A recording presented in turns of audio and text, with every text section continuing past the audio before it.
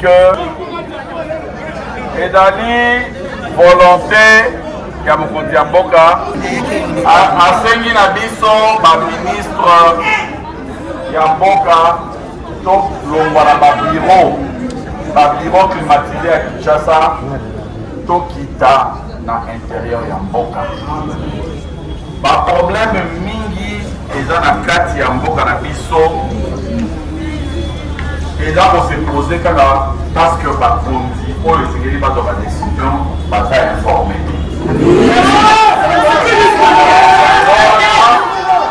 Président asengi mpe baministre oyo baza na gouvernement. Biso toza na bamandat oyo ezalaka bamandat ya likuse baministre. Mandat monene eza mandat ya président. Ministre bakoki kotia lelo un an après remaniement eli. Mais ntango oyo ozwi mandat oyo bapesi yo confiance oservir mboka ifo unakunya nini basi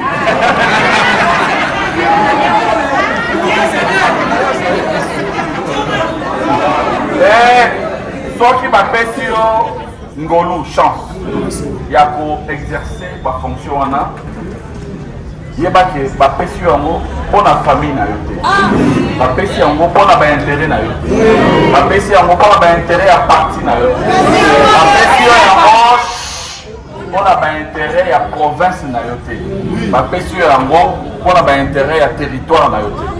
Baoyo bakomaka baministre de la république, bao bakomaka bapremier ministre, bazali bato oyo bapesi bango pouvoir mpo baservir République démocratique du Congo mobimba.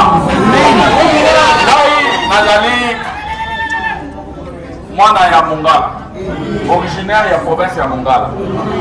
Mais soki na ye awa na Kindu, je me sens chez moi ici.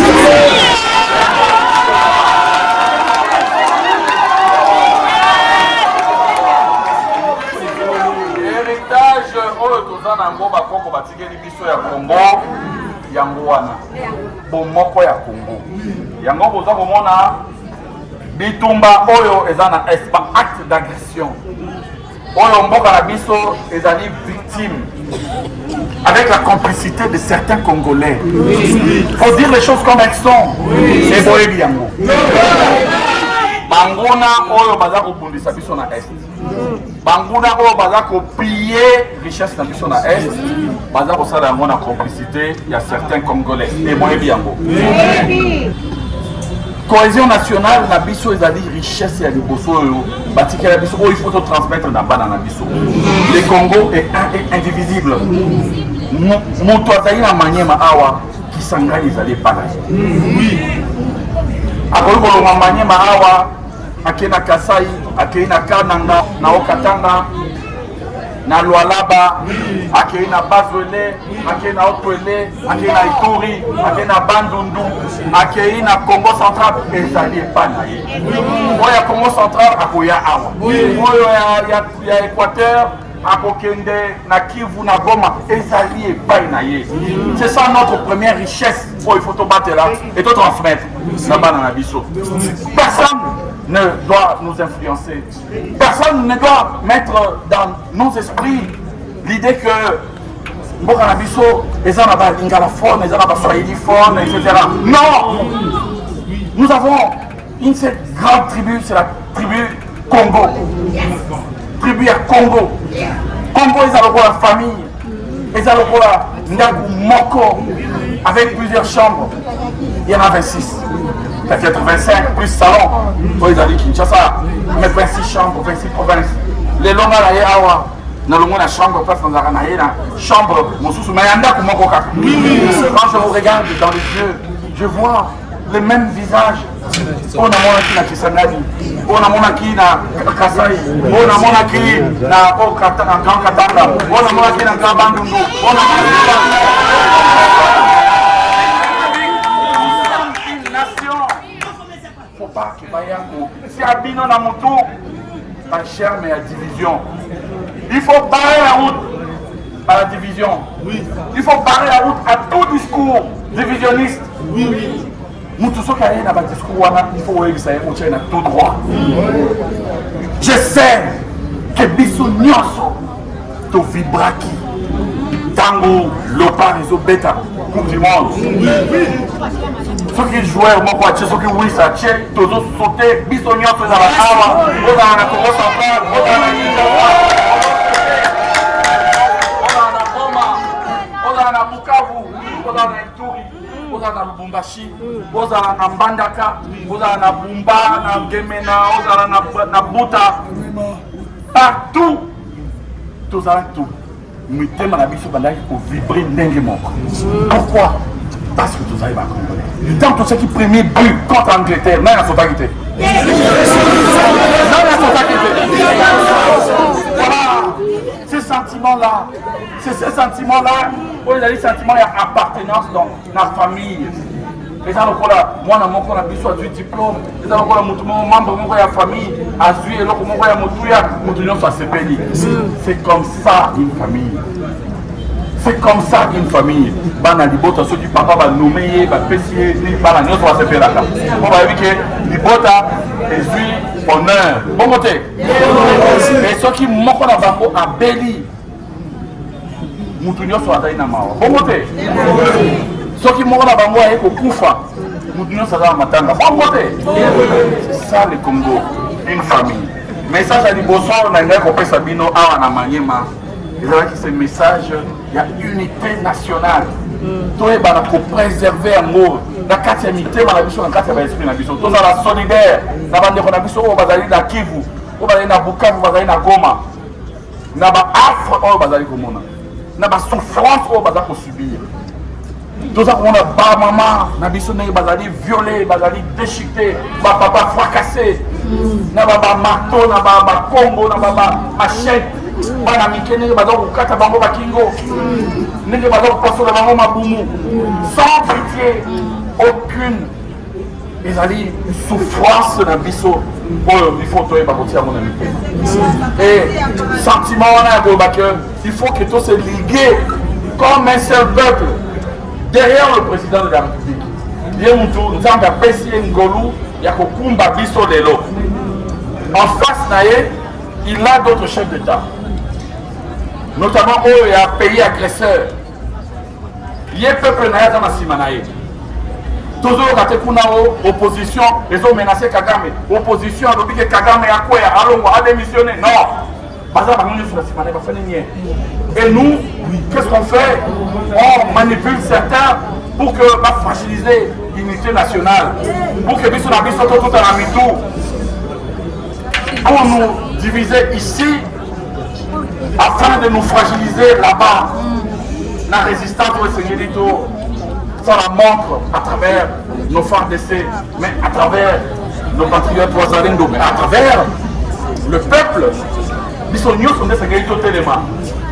nous résistions. Parce que la blague est mal que tu regardes ton compte à la manière, tu vas et tout. Non!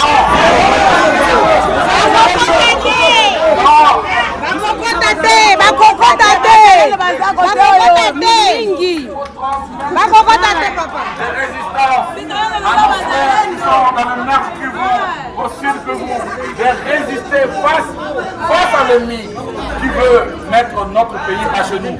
C'est ça le discours de ténacité, d'exigence. Oh, il faut trouver Bakosa Dango. On ne blague pas avec l'avenir d'une nation.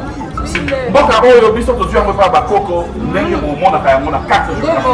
Il faut transmettre yango pa ya bana na biso na bana ya bana na biso ndenge bakoko batikelaki biso. Ne blaguez pas avec ces sujets-là. Et ça va sujeter ya makambo ya débat politicien. Et puis bino ba jeune. Ne vous laissez pas manipuler par nous les hommes politiques. Pourquoi nous avons bongo? Parce que regardez, le problème avec notre pays, c'est que depuis l'indépendance, il y a des hommes politiques qui pensent avoir le pouvoir de décider au nom du peuple. Peuple, il y a un alilobate. Le peuple n'a pas un mot à dire. Bissonné, notable, il y a un peuple qu'on a député naïe. peuple azopona président de la République, peuple azopona indirectement les autres élus, les sénateurs. Mais sur de grands sujets, ndenge nini tokoyeba na consulter le peuple. Constitution par exemple, où ils ont dit pacte collectif Yabiso, contrat social entre peuples pour définir notre avenir. Mon compte la constitution, ils ont dit peuple. Ce ne sont pas des hommes politiques. Pas que vous distrayez dans la question en tête. Personne n'a le droit de dire oui ou non pour le changement de constitution. Seul le peuple a ce pouvoir.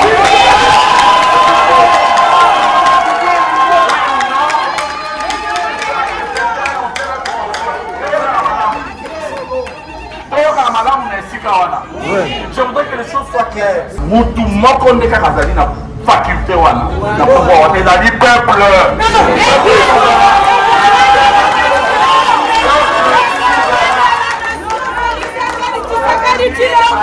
Les garants de la nation. On va derrière nous. Constitution ezali mobeko. Je ne vais pas trop entrer dans ces débats-là. Mais nalingi pour avertir bino un moyen où le peuple a ça et la pour continuer toute souveraineté c'est-à-dire référendum. Référendum et pour permettre à peuple de oui ou non. Alors oui ou non on a nous doit gagner et pour y banater avant. Et d'aller dans Mboka Oyo, balinga a coupé sa peuple malmaté. Opposition vous doit insister à non, qu'on a réforme et acheter des bouts. Et c'est qu'il peut pas oui ou non. C'est l'opposition. Oui, c'est pas pour les référendums. C'est pas le pouvoir. C'est d'abord la mission dans le cas. Pouvoir n'est à zone il a coupé sa possibilité d'un peuple à se prononcer sur des grandes questions. Il y a beaucoup. Opposition, opposition, non. Faut pas faire parler le peuple tomber dans la coin de Bissolo. Peuple, tout y a pembeni, Bissolo solo la Bissolo. Le dialogue est important entre hommes politiques. Mais le dialogue wana est coquille pour la likolo et la volonté populaire B. Dialogue entre hommes politiques, les alliés, cadre haut et sécurité pour permettre Bango va se mettre d'accord sur comment on respecte celui qui a les drapeaux rouges, là, de baisser les drapeaux. En démocratie, c'est comme ça que les choses doivent se concevoir. Est-ce que vous voyez tout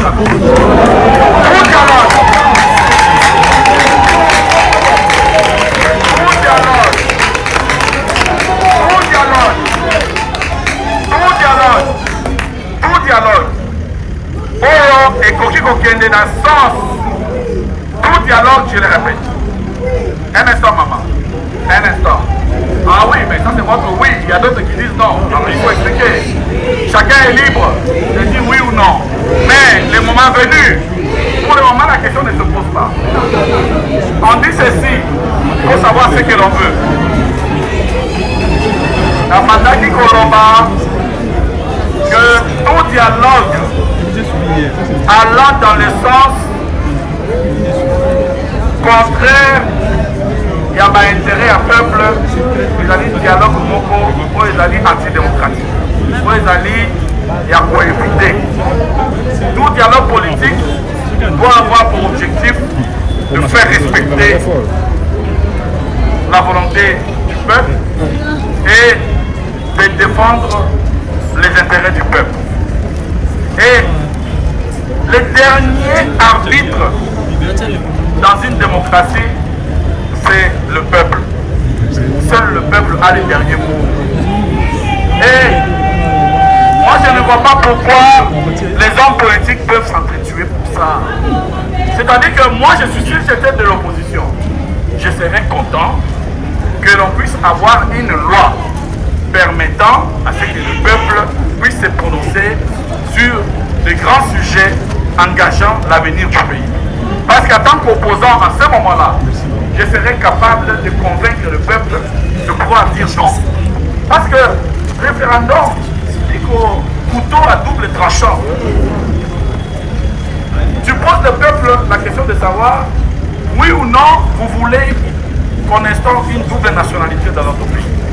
Bon, moi, ça, si on pose la question, bon, toi tu dis non, moi je vais dire oui. Et je vais m'expliquer pourquoi j'ai dit oui. Moi je vais dire oui parce que je vais dire ceci. J'ai un ami qui s'appelle Odjoudi.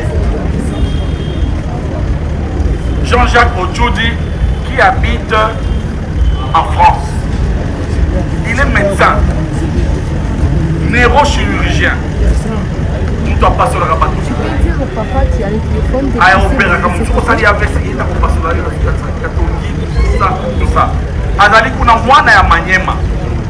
Mais akenda kuna pour rejoindre maman nae, azalaka na 6 ans. Lelo a commis français. Azali français, azali na passeport. Azali na passeport français. Mais alobaka Swahili, ayebi Congo, ayaka na Congo awa. Chaque année, parce que papa nae azali awa. Papa nae kutu azali awa na Manyema. Soki na Kasongo te, je crois na Kasongo. Son père biologique est ici. C'est sa maman qui est là-bas. Bon, ma tante nae batata mwasi ba maleki bazao. Baleki nae ba yaya nae bazao. On est fort dans ça. Azali Congolais, oui ou non? Azali Congolais, oui ou non?